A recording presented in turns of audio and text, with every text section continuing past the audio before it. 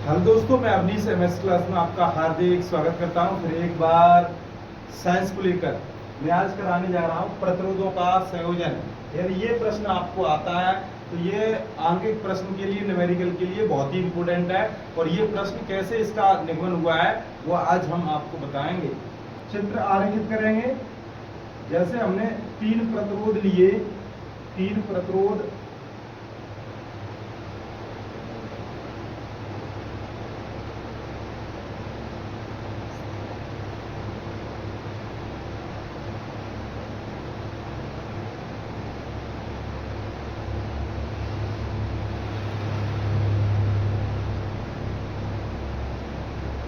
ये हमारा बैटरी है।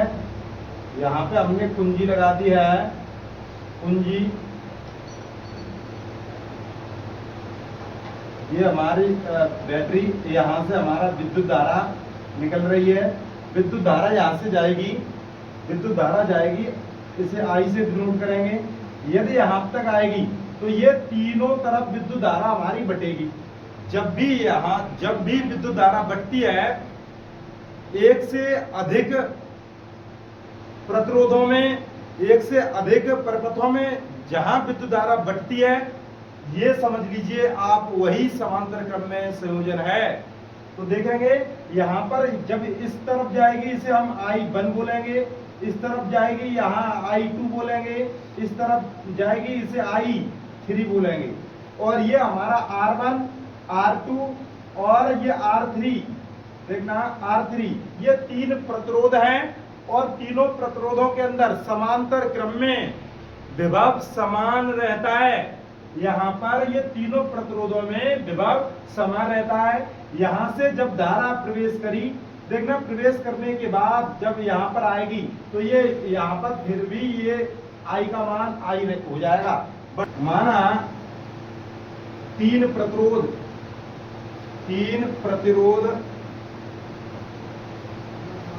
R1, R2, R3 समांतर क्रम में जोड़े गए हैं, जिनमें धारा I बह रही है तथा विभव समान है। शेष चित्र में व्यक्त है, शेष चित्र में व्यक्त है। देखेंगे अब हम लिखेंगे ओम के नियम से। देखना ओम का नियम क्या था। ओम के नियम से हमने ओम का नियम पढ़ा था, V बराबर IR, अर्थात R बराबर V अपॉन I। तो यहाँ पे हमें I का मान निकालेंगे। This implies that I equal to, देखना V अपॉन R। I का मान हम जब निकालेंगे तो हमारा होगा I बराबर V अपॉन R।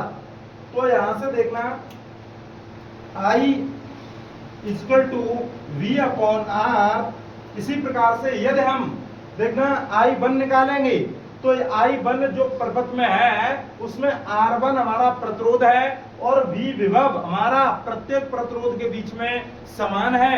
तो देखेंगे I1 equal to V upon R1, क्योंकि यहाँ पे जो विभव है वो समान है, विभव हमेशा V ही रहेगा और ये R1 हो जाएगा।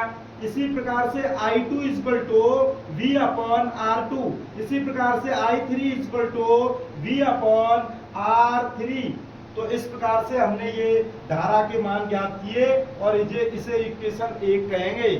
अब देखना इस प्रतिरोध में यदि आप कमेंट में बताएंगे, यदि हमने ये धारा जब भी यहाँ पे प्रवेश हुई और यहाँ से जब ये तीन भागों में विभाजित हुई तो इस धारा का मान हमारा क्या होगा, I1 plus I2 plus I3 को यदि हम जोड़ दें तो वो क्या होगा, हमारी तुल्य धारा होगी।